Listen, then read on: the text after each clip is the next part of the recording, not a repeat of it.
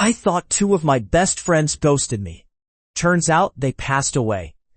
I used to see Steve and Nikki at the bar all the time.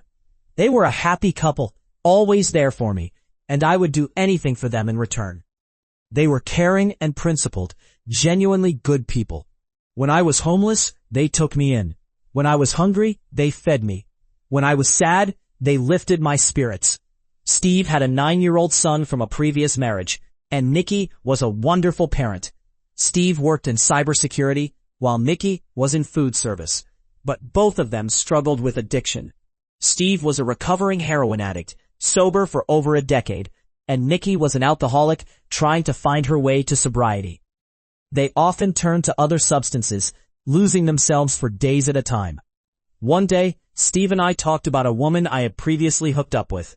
He wanted to know if it was okay to pursue her, and I told him it was fine. We joked about some politicians we didn't like. That was the last time I saw him or Nikki. A few days later, I sent my usual homie checkup text, but there was no response.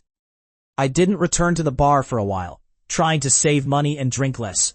When I finally went back, I learned that Steve had done enough drugs that his heart nearly gave out. He had a heart attack. Nikki had heart issues too, possibly from a bad bat, and she passed away shortly after. I found out later that Nikki had a DNR, but I'm not sure if that played a role. They both had so much going for them.